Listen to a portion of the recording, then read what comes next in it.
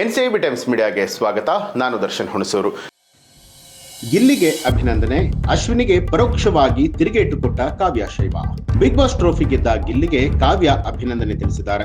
Instagram ನಲ್ಲಿ post ಮಾಡಿ ಬರ್ಕೊಂಡಿದ್ದಾರೆ. ಜೊತೆಗೆ ಅಶ್ವಿನಿ ಗೌಡಗೆ ಪರೋಕ್ಷವಾಗಿ ತಿರುಗೇಟನ್ನ ಕೊಟ್ಟಿದ್ದಾರೆ. ಬಡವರ ಮಕ್ಕಳು ಬೆಳಿಬೇಕು ನಿಜ, ಆದ್ರೆ ಗಿಲ್ಲಿ ಬಡವ ಅಲ್ಲ, ಬಡವರ ತರಹ ಗೆಟಪ್ ಹಾಕೊಂಡು ಆಟ ಆಡಿದ ಅಂತ ಹೇಳಿ ಅಶ್ವಿನಿ ಹೇಳಿದ್ರು. ಅದಕ್ಕೆ ಕಾವ್ಯ ಪ್ರತಿಕ್ರಿಯೆ ಕೊಟ್ಟಂತಿದೆ. ಬಿಗ್ ಬಾಸ್ ಮನೆಯಿಂದ ಗಿಲ್ಲಿ ತಮ್ಮ ಮನೆಗೆ ಹೋಗುವಂತದ್ದು ಕಷ್ಟ ಎನ್ನುವಂತಾಗಿ ಬಿಟ್ಟಿತ್ತು. ಟ್ರೋಫಿ ಗೆದ್ದ ಕ್ಷಣದಿಂದ ಸಂಭ್ರಮಾಚರಣೆ ನಡೀತಾ ಇತ್ತು. ಅಭಿಮಾನಿಗಳು ಮೆರವಣಿಗೆಯನ್ನ ಮಾಡ್ತಿದ್ರು. ಹೋದಲ್ಲೆಲ್ಲ ಅಭಿಮಾನಿಗಳು ಮುತ್ತಿಕೊಳ್ತಾ ಇದ್ದಾರೆ. ಇನ್ನು ಬಿಗ್ ಬಾಸ್ ಮನೆಯಲ್ಲಿ ಕಾವ್ಯ ಹಾಗೂ ಗಿಲ್ಲಿ ಮೊದಲ ದಿನದಿಂದಲೇ ಸ್ನೇಹಿತರಾಗಿದ್ರು. ಆಕೆ ಮೂರನೇ ರನ್ನರ್ ಅಪ್ ಕೂಡ ಅನ್ನಿಸ್ಕೊಂಡ್ರು.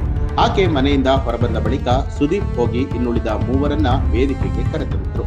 ಅಂತಿಮವಾಗಿ ಗಿಲ್ಲಿ ವಿಜೇತ ಅಂತ ಹೇಳಿ ಘೋಷಣೆ ಆಯಿತು. ವೇದಿಕೆಯಲ್ಲೂ ಕೂಡ ಸ್ಪರ್ಧಿಗಳು ಅಭಿನಂದಿಸಿದ್ರು. ಅಲ್ಲೇ ನಟ ಸುದೀಪ್ ಕ್ಲಿಕ್ಕಿಸಿದ ಸೆಲ್ಫಿಗೆ ಗಿಲ್ಲಿ, ಕಾವ್ಯ ಎಲ್ಲರೂ ಕೂಡ ಪೋಸ್ ಕೊಟ್ಟಿದ್ರು. ಇದೇ ಮೊದಲ ಬಾರಿಗೆ ಬಹಿರಂಗವಾಗಿ ಗಿಲ್ಲಿ ಗೆಲುವಿಗೆ ಕಾವ್ಯ ಪ್ರತಿಕ್ರಿಯೆ ಕೊಟ್ಟಿದ್ದಾರೆ. ಗಿಲ್ಲಿ ಫೋಟೋಗಳನ್ನ ಪೋಸ್ಟ್ ಮಾಡಿರುವಂತಹ ಕಾವ್ಯ, ಬಡವರ ಮಕ್ಕಳು ಬೆಳಿಬೇಕು ಕಣ್ರಯ್ಯ, ಹೇ ಗಿಲ್ಲಿ ಕನ್ರಾಸ್ ಕಣು, ನೀನು ಇದಕ್ಕೆ ಅರ್ಹ, ಝೀರೋದಿಂದ ಹೀರೋ, ಈಗ ಇನ್ನೂ ಸಾಕಷ್ಟು ಸಾಧಿಸಬೇಕು, ಆದಷ್ಟು ಬೇಗ ಆಕ್ಷನ್ ಕಟ್ ಹೇಳುವಂತಾಗಲಿ, ನಿನಗೆ ತುಂಬಾನೇ ಒಳ್ಳೆಯದಾಗಲಿ ಅಂತ ಹೇಳಿ ಕಾವ್ಯ ಬರ್ಕೊಂಡಿದ್ರು. ಬಡವರ ಮಕ್ಕಳು ಬೆಳಿಬೇಕು ಕಣ್ರಯ್ಯ ಅನ್ನುವಂತಹ ಸಾಲು ಅಶ್ವಿನಿ ಗೌಡಗೆ ಕೌಂಟರ್ ಕೊಡೋದಕ್ಕೆ ಬಳಸಿದ್ದಾರೆ ಅಂತ ಹೇಳಿ ಅಭಿಮಾನಿಗಳು ಕಾಮೆಂಟ್ ಗಳನ್ನ ಮಾಡ್ತಿದ್ದಾರೆ. ಮೊದಲಿನಿಂದಲೂ ಕೂಡ ಅಶ್ವಿನಿಗೂ ಕಾವ್ಯಗೂ ಅಷ್ಟಕ್ಕಷ್ಟೇ. 110 ದಿನ ಮನೆಯ ಒಳಗೆ ಇದ್ರು ಕೂಡ ಕಾವ್ಯ ಹೇಗೆ ಅಂತ ಅರ್ಥವಾಗ್ಲಿಲ್ಲ ನನಗೆ ಅಂತ ಸುದೀಪ್ ಎದುರಲ್ಲಿ ಅಶ್ವಿನಿ ಅವರು ಹೇಳ್ಕೊಂಡಿದ್ರು. ಮೊದಲಿನಿಂದಲೂ ಕೂಡ ಗಿಲ್ಲಿ ಹಾಗೂ ಕಾವ್ಯ ಸೇರಿದಂತೆ ಅಶ್ವಿನಿ ಅವರನ್ನ ಗೋಳಿಕೊಳ್ತಾ ಇದ್ರು. ಇದೇ ಕಾರಣಕ್ಕೆ ಆರಂಭದಲ್ಲಿ ಭಾರಿ ಸಂಘರ್ಷ ಕೂಡ ಏರ್ಪಟ್ಟಿತ್ತು.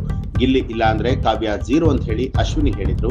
ಗಿಲ್ಲಿ ಹಾಗೂ ಕಾವ್ಯ ಜಂಟಿ ಸ್ಪರ್ಧಿಗಳಾಗಿ ಮನೆಯ ಒಳಗೆ ಹೋಗಿದ್ರು. ಇಬ್ಬರು ಕೂಡ ಸ್ನೇಹಿತರಾಗಿದ್ರು. ಪದೇ ಪದೇ ಜಗಳ ಕೂಡ ಆಡ್ತಾ ಇದ್ರು. ಟಾಮ್ ಅಂಡ್ ಜೆರಿ ರೀತಿಯಲ್ಲಿ ಇವರ ಜಗಳ ವೀಕ್ಷಕರಿಗೆ ಮನರಂಜನೆಯನ್ನ ಕೊಟ್ಟಿತ್ತು. ಗಿಲ್ಲಿಯಿಂದಾಗಿ ಕಾವ್ಯ ಶೈವ ಫಿನಾಲೆವರೆಗೂ ಬಂದ್ರು ಅಂತ ಹೇಳಿ ಹೇಳ್ತಿದ್ದಾರೆ. ಇನ್ನು ಕೊನೆವರೆಗೂ ಕೂಡ ಕಾವ್ಯ ಅವರನ್ನ ಗಿಲ್ಲಿ ಬಿಟ್ಟು ಕೊಡ್ಲಿಲ್ಲ.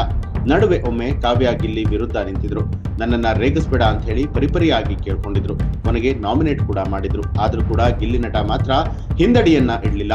ಆಕೆಯ ಸ್ನೇಹವನ್ನ ಅದೇ ರೀತಿಯಾಗಿ ಮುಂದುವರೆಸಿದ್ರು.